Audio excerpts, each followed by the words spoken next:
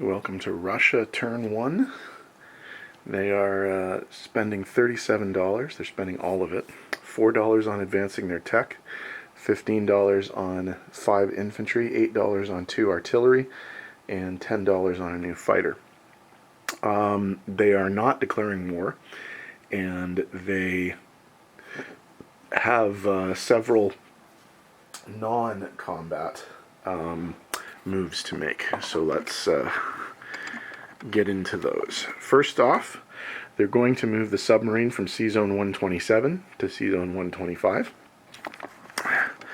They will be moving a great number of units in and out of the city of Leningrad, so Novgorod, right? So Karelia, or however that's pronounced, one of the 2 infantry is going to move into Leningrad. Vyborg, 2 of the 3 infantry are going to move into Leningrad. Archangel, the infantry, is going to move into Leningrad. The 6 infantry and the artillery that were already in Leningrad are going to move to Belarus.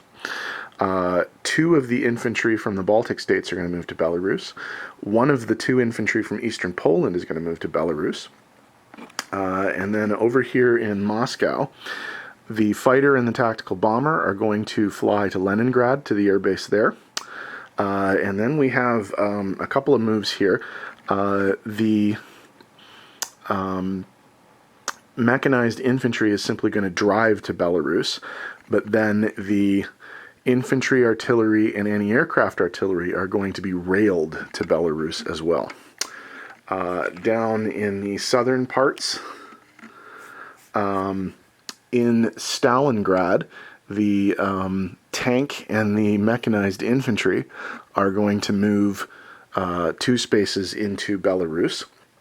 So there's going to be quite a concentration of forces in Belarus, it looks like. 1 of the 2 infantry in Bessarabia is going to move to Western Ukraine. All 3 of the infantry in the Ukraine are going to move into Western Ukraine. And then down in the Caucasus, the 2 infantry that are there are going to move into Rostov.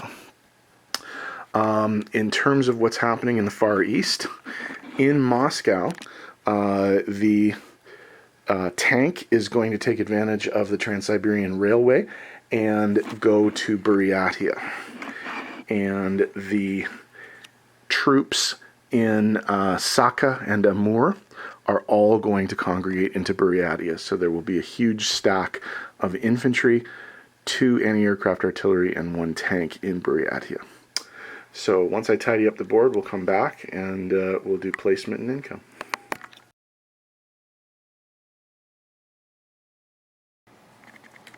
Okay, placement of new units for the Russians.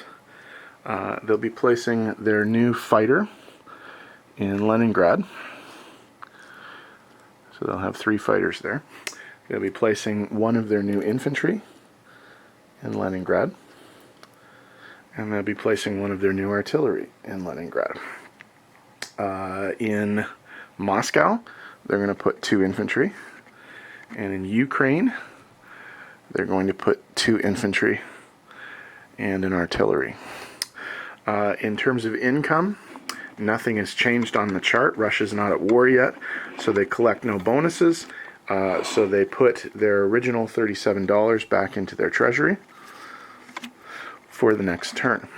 Okay, in terms of disposition of forces, in C-Zone 125 there is a submarine. In C-Zone 115 there is a submarine and a cruiser. In Karelia there's an infantry. In Vyborg there's an infantry. In Leningrad there are 3 fighters, 1 tactical bomber, 2 anti-aircraft artillery, 1 regular artillery, and 5 infantry. In the Baltic states, there is 1 infantry. In eastern Poland, there is 1 infantry. In Belarus, there is quite an army forming. 1, 2, 3, 4, 5. Whoops. 1, 2, 3, 4, 5, 6, 7, 8, 9, 10, 11 infantry. 1 tank, 2 mechanized infantry, 2 artillery, and 1 anti-aircraft artillery. In western Ukraine, there are 5 infantry and 1 artillery. In Bessarabia, there is an infantry. In Ukraine, there are 2 infantry and an artillery. In Rostov, there are 2 infantry. In Moscow, there are 2 infantry and an anti-aircraft artillery. And then way all the way here in Siberia, in Buryatia, there is a tank. There are 2 anti-aircraft artillery, and there are 18 infantry. So this is Russia's turn.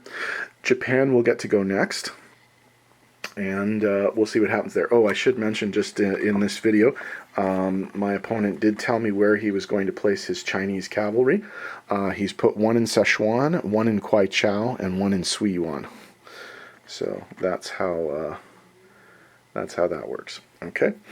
All right. So Japan turn 1 up next.